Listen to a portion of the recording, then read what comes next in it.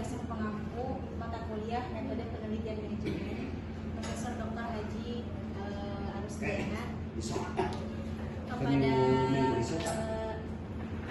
Bu Hana, Isyani, dan Pak Iwanto selaku tutor yang selalu senantiasa menemani keberjalanannya metode penelitian manajemen kali ini.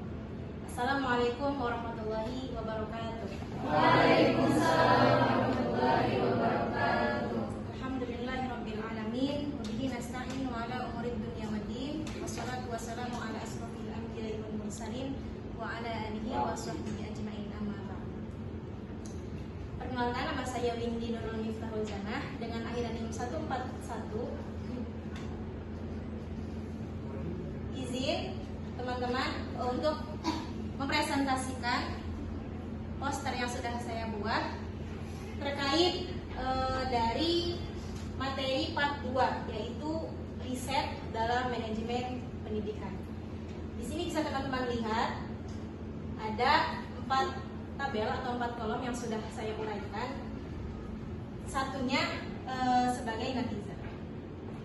Di tabel yang pertama ada makna dan hakikat juga pengertian riset manajemen pendidikan. Untuk secara definisi, riset dalam manajemen pendidikan. Riset adalah proses yang sistematis dengan metode ilmiah untuk apa? Untuk menemukan, menguji, dan mengembangkan pengetahuan demi memecahkan masalah dalam lingkup pendidikan. 1. 2. Apa perbedaan antara riset dengan observasi biasa? Kalau riset itu cirinya terukur, memakai instrumen dan analisis ilmiah. Sedangkan observasi itu biasa subjektif dan hanya deskriptif. 2. 3. Ada riset sebagai kegiatan ilmiah. Nah, riset ini dilakukan secara sistematis, logis, juga berbasis data empiris. Supaya apa? Agar hasilnya dapat dipertanggungjawabkan di kemudian hari, bukan hanya untuk hari ini saja. Terakhir, di kolom yang pertama ada dasar pengambilan keputusan. Nah, riset juga riset juga menjadi landasan untuk mengenali masalah, membuat kebijakan berbasis bukti, serta mendukung evaluasi dan perbaikan berkelanjutan. Kita lanjut ke tabel yang kedua mengenai fungsi riset manajemen pendidikan. Nah, di sini saya sudah uraikan bahwasanya riset itu berfungsi untuk mengembangkan juga menyempurnakan teori sesuai perkembangan zaman atau termasuk kepada teoritis. Selanjutnya, untuk memecahkan masalah yang nyata serta meningkatkan kebijakan strategis dan dalam program pendidikan. Ini termasuk kepada fungsi praktis.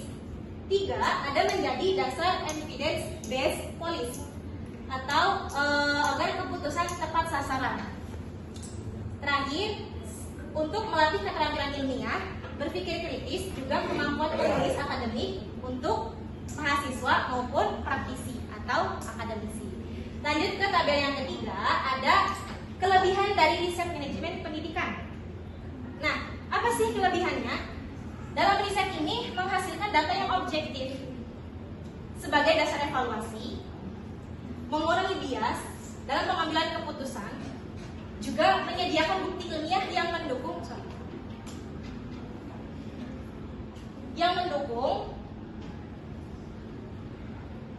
inovasi serta kebijakan dalam pendidikan. Hasilnya apa?